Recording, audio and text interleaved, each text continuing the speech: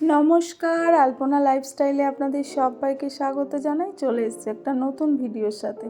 আজ শনিবার, তো আজকে তো মেয়ের স্কুল ছুটি, শনি রবিবার, তো আজকে একটু স্পেশাল হবে ওর টিফিনটা সকালের। তো আজকে ভাবছি একটু ওই পাওভাজি বানাবো। তার জন্য পাওভাজির জন্য আমি সমস্ত মশলা টশলা নিয়ে নিয়েছি, সমস্ত কিছু রেডি করে নিয়েছি। আর পাওভাজির যে তরকারিটা হয় না, সেটাই এখন বানাবো। তো কড়াইতে তেল দিয়ে দিয়েছি। তো আপনাদের বলে দিই এর জন্য আমি কী সবজি নিয়েছি হচ্ছে পেঁয়াজ, রসুন আর টমেটো, ক্যাপসিকাম, গাজর, বিনস আর শীতকাল তাই একটু মটরশুঁটিও নিয়েছি, ধনে পাতাও একটু দেবো, আর পাওভাজি মশলা যেটা কিনতে পাওয়া যায় বাজারে, আর একটু কাশ্মীরি রেড চিলি, হলুদ, নুন, সামান্য একটু চিনি, এগুলো দিয়েই করব। তো রান্নাটা আমি স্টার্ট করে দিয়েছি। দেখুন এখানে পেঁয়াজ আর রসুনটা আমি ভেজে নিচ্ছি কড়াইতে তেল ও বাটার দিয়ে। তারপরে আমি একে একে সমস্ত সবজিগুলো ভেজে নেব। তো আপনারা এখন দেখতে থাকুন।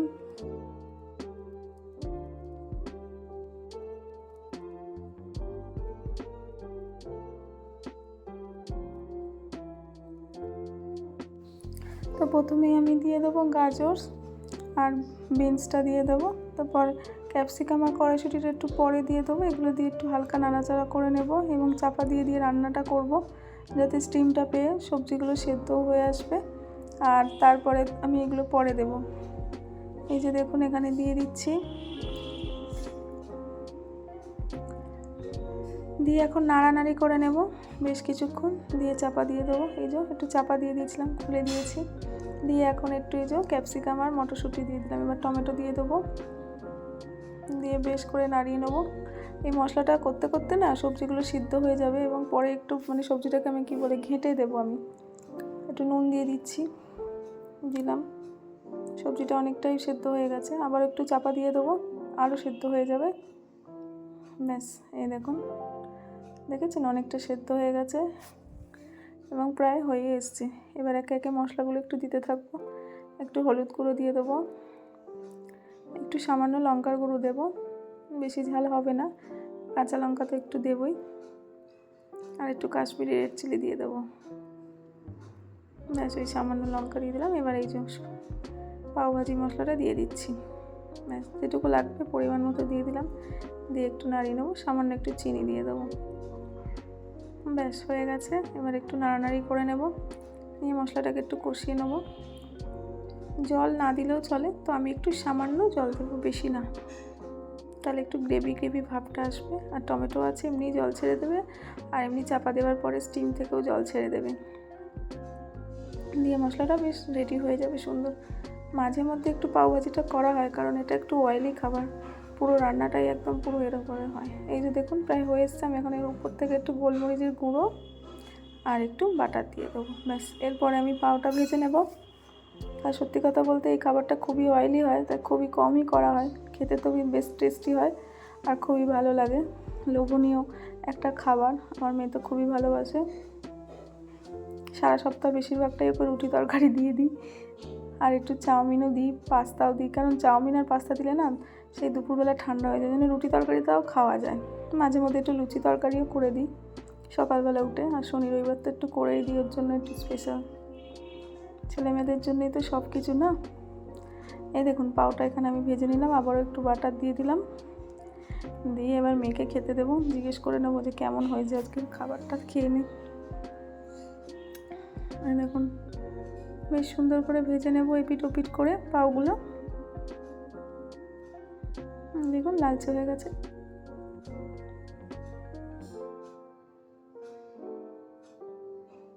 ব্যাস, পুরো বাটারটাই পাউয়ের মধ্যে নিয়ে নিয়েছে। এই দেখুন তরকারিটা আর পাউটা কেমন।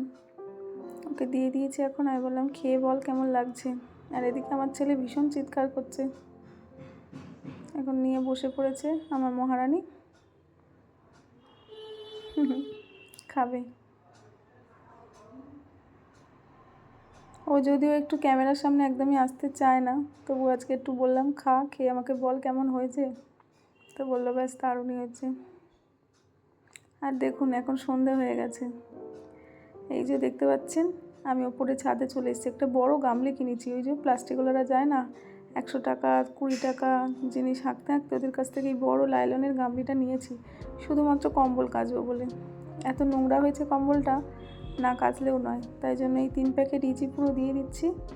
আর 1 বালতি গরম জলও দিয়ে দেবো, দিয়ে আজকে কম্বলটাকে প্রচুর ধোলাই হবে, ভিজিয়ে রাখবো সারা রাত, তারপর কাল সকালবেলা এটাকে কেচে নেব। এই দেখুন কম্বলটা ভেজানোর পরে কতটা ভারী হবে তো বোঝাই যাচ্ছে। পুরো 5-6 সাইজের একটা পুরো কম্বল। প্রথমে ভেবেছিলাম শীতটা চলে গেলেই একটু কাচবো, তো এখন একটু শীতটা কম আছে তাই জন্য কেচে নিলাম। আর আমার বোন তো বলেছে তুই আগে কম্বলটা কাচবি, যার জন্য এই রবিবার থেকে গেল, বললো আমি তোকে হেল্প করে দেবো। এই দেখুন সন্ধ্যে হয়ে এসছে 4-5টা। ব্যাস কম্বলটাকে এখন ভিজিয়ে দিলাম, ব্যাস হয়ে গেছে। মনে হচ্ছে একটু জল দিতে হবে, কারণ আমি ভাবছিলাম পুরো কম্বলটা ভেজানোর পরে এতে ধরবে, তো তা গামলিটা খুব বড়, বেশ সুন্দর। ওই দেখুন ওদিকে আবার চলে এসছে, দেখেছেন স্থির নেই। ব্যাস আরও জল দিয়ে দিলাম, অনেকটাই জল লাগবে, ভিজিয়ে দেবো। ব্যাস আরও একটু জল লাগবে, বেশ অনেকটাই জল দিতে হচ্ছে।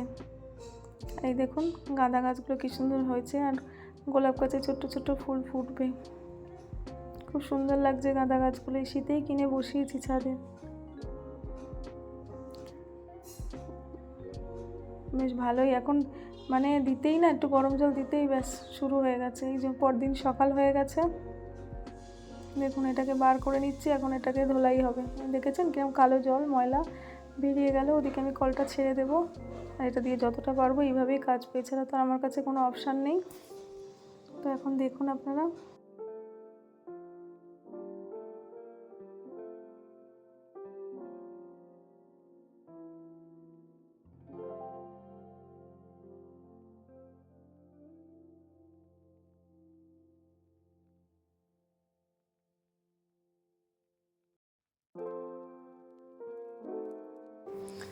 বারবার জল দিচ্ছি আর একটু করে জলের মধ্যে ঢালছি, আর পা দিয়ে প্রেস করে দেওয়ার পরে অনেকটাই জল চলে যাচ্ছে। এইভাবেই করার ছাড়া উপায় নেই। তার মধ্যে আমার ভাগনা চলে এসছে, যার জন্য ও আজকে হেল্প করে দিল। বোন আমি 3জনা মিলে বেশ যুদ্ধ তৎপরায় কাজটা চলছে। আর আমার মেয়ে বলছে তুই জিমে যাস, তোকে এটা করে দেখাতেই হবে, দেখাতেই হবে। দেখুন